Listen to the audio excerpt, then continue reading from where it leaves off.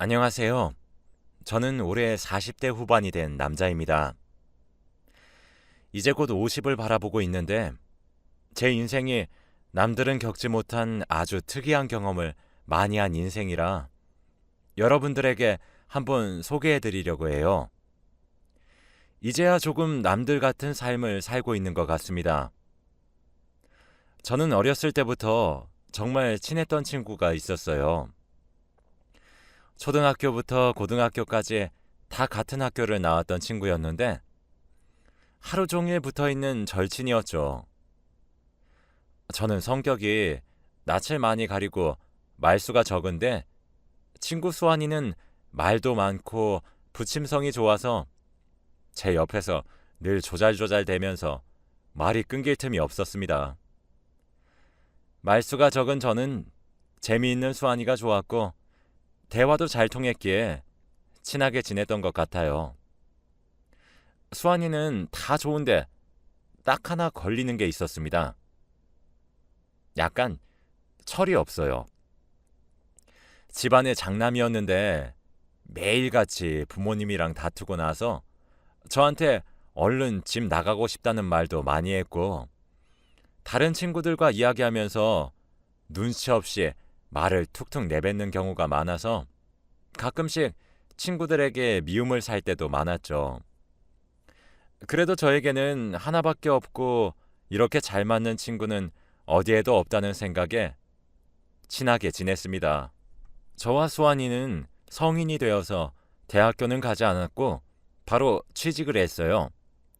저희 둘 다 집안의 장남이었기 때문에 돈 버는 데 급했거든요. 그런데 수환이가 20대 초반에 실수를 하고 말았습니다. 갑자기 새벽에 집으로 전화가 와서 중요하게 할 얘기가 있다고 나오라고 하더라고요. 수환이 집과 저희 집은 가까웠기 때문에 옷을 입고 나갔는데 갑자기 수환이가 저를 보자마자 말했죠. 야, 나 어떡하냐? 나 애 아빠 됐다. 라고요. 저는 너무 놀라서 아무 말도 못한 채로 수환이의 이야기를 들었어요. 수환이는 호기심에 한 여자를 만났는데 그 여자가 자기 아기를 임신했다고 했고 그 여자는 꼭 낳을 거라고 했대요. 들어보니 둘 다 아직 제대로 된 직업도 없고 수환이는 이제 갓 일을 시작한 성인인데 어떻게 아이를 키우면서 사나요? 수환이 부모님은 워낙 가부장적이셔서 이 이야기를 들으시면 정말 수환이를 호적에서 파버리실지도 몰라요. 수환이는 이제 어떡하냐면서 울고불고 이야기하는데 저는 차마 뭐라고 할 말이 없어서 낳으라고 했습니다. 당연히 수환이는 아빠 될 자격이 아직 부족하지만 그래도 아이를 낳으면 철도 들고 성격을 고칠 수 있을 것만 같았거든요. 수환이는 오랜 고민 끝에 어차피 자기 아이니까 낳기로 결심하고 다음날 부모님께 말씀드린다고 했습니다. 다음날 저는 아침에 수환이 아버지의 고함 소리에 잠에 깼어요. 같은 동네에서 살아서 수환이 아버지의 고함 소리가 크게 들렸고 순간 수환이가 드디어 말을 했구나 싶었네요. 나중에 들어보니 무릎을 꿇고 말하니까 아버지와 어머니가 화를 불같이 내시면서 이제부터 자기 아들 아니니 나가라고 했다네요. 수환이는 그렇게 집에서 쫓겨났습니다. 그리고 그 여자와 같이 일하는 공장 근처에서 집을 구하고 살기로 했대요. 다행이라는 생각이 들었고 저희 부모님도 수환이 집 이야기를 듣고는 저에게 너는 수환이처럼 그러면 안 된다 하셨죠. 그렇게 수환이 아내의 배는 점점 불러왔고 수환이와 저도 일에 적응하고 있었습니다. 부모님은 제가 이제 돈도 벌고 성인 남자니 집에서 독립을 하라고 하시더라고요. 그래서 저도 공장 근처에 작은 원룸 하나를 구해서 혼자 돈을 벌어서 살고 있었습니다. 수환이는 아이가 생기면 그래도 철이 들 줄 알았는데 그건 오산이었어요. 늦잠을 잔다고 출근에 지각을 하는 일이 많았고 실수를 해서 팀장님께 혼인한 적도 많았거든요. 제가 최대한 옆에서 열심히 도와주지만 그래도 수환이는 적응을 하지 못했고 아빠가 될 자세를 갖추지 못했죠. 그래도 형수님의 배는 점점 불러오는데 돈을 버는 사람이 수환이밖에 없으니 일을 그만둘 수 없잖아요. 그렇게 몇 달 후 수환이는 딸을 만나게 되었습니다. 저는 수환이의 딸을 처음 봤는데 수환이의 얼굴에서 이런 딸이 나왔다는 게 믿기지 않을 만큼 얼굴이 너무 예뻤어요. 이제 수환이는 책임져야 할 사람이 한 사람 더 늘었으니까 이제는 지각도 하지 않고 일도 열심히 하면서 가장의 자세를 가질 줄 알았어요. 하지만 그러지 못했습니다. 이번엔 형수님께서 야반도주를 하셨거든요. 수환이의 아내는 수환이만큼 어린 사람이었어요. 주위 친구들은 술 먹고 놀고 있을 때 자기는 아기 기저귀나 갈고 있는 게 싫다면서 아이와 수환이를 버리고 새벽에 집을 나갔습니다. 수환이는 아직 혼인신고도 하지 못해서 찾지 못한다며 망연자실을 하고 있었고 이 갓난아기를 어떻게 혼자 키우냐며 걱정하고 있더라고요. 저는 최대한 제가 옆에서 도와주겠다고 말을 했어요. 그런데 수환이는 예전보다 더 지각도 자주 하고 공장 일에 적응을 하지 못했습니다. 팀장님은 하다못해 야, 최수환, 너 한 번만 더 지각하면 잘릴 줄 알아? 라고 했는데 수환이는 그 말을 듣고도 정신을 차리지 못하고 방황했어요. 매일같이 술을 먹고 자고 일어나면 해가 중천에 떠 있었고 겨우 출근하고 그러더니 결국 수환이는 공장에서 해고당하고 말았습니다. 저는 딸을 가진 아버지가 됐음에도 불구하고 불성실한 수환이의 태도를 보고 너무 한심하다는 생각이 들었고 최대한 도와주기 위해 일을 마치고 수환이 집에 잠깐 들러 아기 기저귀를 갈아주고 밥도 먹이고 그리고 집도 치워주었어요. 수환이 집에 갈 때마다 수환이는 술만 먹고 있었고 하루 종일 울더라고요. 제가 하루는 뺨을 때리고 정신 차리라고 말을 했어요. 야, 너 정신 안 차릴래? 너 지금 네 옆에 있는 딸 안 보여? 아빠가 이렇게 무능력하면 되겠냐? 집 나간 마누라는 있고 딸 열심히 키울 생각을 해야지. 지금 이게 뭐 하는 거냐? 이렇게 모진 말을 하고 화를 냈지만 수환이는 정신 차릴 생각이 없었죠. 제가 이렇게 계속 도와주니까 수환이가 적응이 돼서 당연히 제가 도와줄 거라는 생각에 애를 돌보지 않는 건가 싶어 제가 며칠간 수환이 집에 가지 않았어요. 마음 한켠에는 수환이 딸이 너무 걱정되었는데 그래도 아빠인 수환이가 이겨내야 할 것이라고 생각해서 연락 한 통 하지 않은 채로 살았습니다. 그런데 어느 주말 갑자기 수환이가 저희 집에 찾아왔습니다. 수환이는 자기 딸을 저에게 넘기면서 야, 내가 부탁 좀 하자. 내가 급한 일이 있어서 그런데 내일까지만 딸 좀 돌봐줘. 라고 하며 사라지더라고요. 저는 대답할 틈도 없이 제 팔에 올려진 수환이 딸을 하루 동안 돌봐야 했습니다. 그런데 아이의 상태는 말이 아니었어요. 제가 며칠간 가지 않았는데 그동안 기저귀를 한 번도 갈지 않았고 밥도 먹이지 않은 것 같더라고요. 정말 화가 났고 짜증이 솟구쳤지만 수환이는 이미 사라진 후였습니다. 저는 다음날 수환이가 올 때까지 수환이 딸 미연이를 돌봤죠. 미연이는 또래와 다르게 잘 울지도 않았고 잠도 잘 잤어요. 우는 경우는 배고프거나 기저귀 갈아달라고 할 때밖에 없었기에 돌보기에 아주 편했죠. 이런 예쁜 애를 나 몰라라 하니까 너무 화가 났습니다. 그리고 다음 날이 되었고 해가 지고 밤이 되어서야 수환이가 저희 집에 오더라고요. 그런데 몸에는 담배 냄새가 심각하게 많이 배어 있었습니다. 그 냄새를 가지고 아이를 안겠다고 하니까 화가 엄청 나더라고요. 야, 넌 개념도 없냐? 신생아한테 담배 냄새 맡게 하려고? 야, 내야. 그냥 내놔. 너 그리고 애 관리 좀 해. 기저귀도 안 갈고 밥도 안 주고. 애 아빠가 그러면 되냐? 진짜 애 한번 봐준 거 가지고 유세 떨지 마. 수환이는 어디서 뭘 하고 왔는지 눈이 피폐해진 상태로 미연이를 데리고 자기네 집으로 향했습니다. 수환이가 분명 밖에서 잘못된 행동을 하고 있다는 건 눈치챘지만 이미 제 말을 듣지 않는 상태였어요.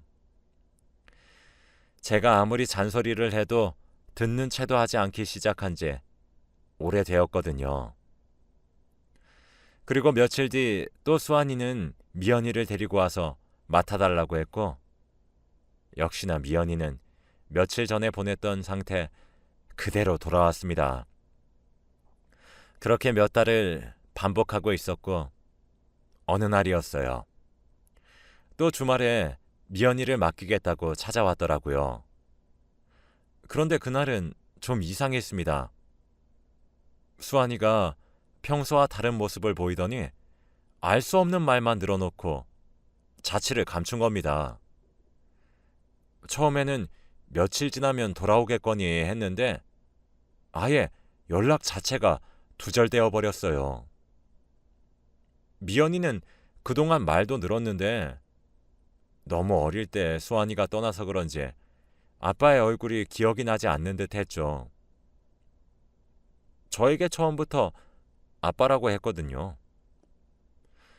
그 말을 처음 듣고 심장이 쿵쾅대면서 기쁘기도 했는데 제가 진짜 아빠가 아니니까 제대로 말을 해줘야 할지 고민이 되더라고요. 그래도 아직은 어리니 너무 이르다는 생각에 저는 조금만 미연이의 아빠가 되기로 결심했습니다. 다행히 미연이도 제 말을 잘 들어주고 너무 착한 딸이라서 한시름 놓을 수 있어요. 제가 일을 할 동안 혼자 집에서 숙제도 하고 공부도 하면서 잘 있었거든요. 아무튼 저는 그렇게 미연이와 둘이서 몇십 년을 집에서 함께 산 것 같아요. 그동안 미연이 아빠 노릇을 하면서 운동회도 참석하고 학부모 참관 수업도 참석하면서 모든 사람들이 다 저를 미연이 친아빠로 알아요. 그리고 더 넓은 집으로 이사도 가면서 미연이 방도 만들어 주었죠. 저는 딸이 생긴 게 싫지 않았고 이렇게 예쁘고 착한 딸이 있으니 오히려 좋았습니다. 그리고 미연이는 고등학생이 되었는데 고등학생이 되니 정말 숙녀가 되었어요. 너무 벅차고 이제 시집을 보내도 될 것 같더라고요. 정말 이제 아빠로서 본분을 다했다는 생각이 들었을 때쯤 제가 몸이 안 좋아지기 시작했어요. 처음에는 눈이 점점 나빠지길래 나이가 들어서 노안이 왔나 싶었지만 두통도 너무 심해져서 동네 작은 병원에 가니 큰 병원에 가보라고 하더라고요. 저는 대학병원에서 검사를 받아보니 뇌종양이라고 하셨습니다. 제가 평생 미연이 잘 키운다고 쉬는 날 없이 일을 하다 보니 몸이 망가졌나 보더군요. 의사 선생님께서는 지금 당장 수술을 해도 성공할지 말지 모른다고 했습니다. 저는 당장 입원을 하고 수술 날짜를 잡았어요. 수술 전날 저는 의사 선생님께서 죽을지 살지 모른다고 하니 잘못하다가는 그날이 제가 눈을 뜬 마지막 날이 될 수도 있을 것 같더라고요. 그래서 미연이에게 지금이라도 친아빠 수환이를 찾으라고 솔직하게 비밀을 털어놓을까 하다가 아이가 정말 충격을 받고 배신감이 들어서 엇나갈까봐 걱정이 되었어요. 그런데 수술 당일날 저는 머리가 정말 미친 듯한 고통으로 아팠습니다. 당일날 새벽에 갑자기 머리가 깨질 듯이 아파오고 눈이 정말 보이지 않으면서 이대로 가다가는 진짜 죽을 것 같더라고요. 옆에서 간호를 하고 있던 미연이는 제가 아픈 것을 보고 손을 잡은 채 울고 있었죠. 저는 죽음이 코앞으로 다가오니까 미연이의 새 인생을 위해 친아빠의 존재를 말해주는 것이 좋겠다는 생각이 들었고 제 손을 잡은 미연이에게 말을 했습니다. 미연아, 놀라지 말고 들으렴. 사실 난 네 친아빠가 아니야. 네 친아빠는 내 친구 최수환이라는 사람이란다. 내가 지금 마지막이 될 수 있으니 말하는 거야. 그러니 내가 죽게 된다면 친아빠를 찾고 부디 새 삶을 행복하게 살렴. 눈이 나빠져서 미연이의 표정을 잘 보지는 못했지만 미연이는 제 이야기를 듣자마자 제 손을 잡고 있던 손이 부들부들 떨렸고 자리에서 벌떡 일어나 병실을 나갔습니다. 저는 제가 죽고 사라진다면 평생 부모 없이 사는 것보다는 아빠를 찾고 새 삶을 사는 것이 더 좋겠다고 판단했어요. 그리고 저는 그날 수술을 했습니다. 수술이 어떻게 진행된지는 아무것도 모르고 눈을 뜨니 병실이었습니다. 저는 수술하기 전까지 죽을 수도 있다는 생각으로 평생 눈을 못 뜰 줄 알았는데 제가 깨어나니까 살았다는 생각이 들면서 벅차오르더라고요. 그리고 제 손을 잡고 있는 사람이 있었는데 바로 미연이었습니다. 수술실에 들어가기 직전까지 모습을 나타내지 않던 미연이는 제 손을 잡고 쪽잠을 자고 있었어요. 제가 손가락을 조금씩 움직이니 미연이는 놀라며 잠에서 깼고 저에게 아빠 일어났어? 라고 하는 게 아니겠습니까? 알고 보니 저는 7개월 만에 일어났다고 하더군요. 병실 사람들 이야기 들어보니까 딸이 정말 지극정성으로 저를 간호했다고 합니다. 저를 떠나고 수환이를 찾아서 행복하게 살 줄 알았던 미연이는 제 옆에 남아있어 주었던 것이었어요. 그러면서 저에게 나한테 아빠는 한 명뿐이야 라고 했고 저와 미연이는 감동의 눈물을 펑펑 흘렸습니다. 저는 일주일 조금 넘게 병원에서 치료를 받고 퇴원을 할 수 있었어요. 다행히 의사 선생님께서 힘든 수술이었지만 성공적으로 끝냈다고 해주셨죠. 저와 미연이는 다시 집으로 돌아와서 예전의 생활을 할 수 있었습니다. 그런데 퇴원하고 얼마 되지 않아 몇십 년 만에 친구 수환이에게서 전화가 왔습니다. 제가 아무리 걸어도 받지 않던 그 전화번호로 말이에요. 저는 화도 나지 않았어요. 오히려 이런 딸을 저에게 남겨준 게 고마웠거든요. 제가 전화를 받으니 수환이는 좋지 않은 목소리를 한 채 오랜만에 잠깐 만나자. 라고 하더군요. 참 여전히 이기적인 수환이의 태도에 기가 차고 어이가 없었지만 궁금한 마음이 더욱 커서 만나기로 했어요. 수환이와 저는 예전에 저희가 살던 동네에 커피숍으로 가서 이야기를 나누었습니다. 수환이의 얼굴을 몇십 년 만에 처음 보는데 그동안 많이 힘들었는지 너무 말라 있었고 생기도 없는 얼굴이었습니다. 그런데 수환이는 앉자마자 저에게 야, 우리 딸 미연이 다시 데리고 갈게 라고 하더라고요. 그 말을 듣고 저는 화가 머리끝까지 치밀어 올랐어요. 지금 제게 용서를 빌어도 할까 말까인데 뻔뻔하게 진짜. 지금까지 미연이 버리고 도망친 사람이 누군데 이제 와서 데리고 간다니요. 그리고 미연이가 물건도 아니고 맡기고 가져가고 말이 됩니까? 진짜 기가 막히고 어이가 없어서 오히려 웃음이 나오더라고요.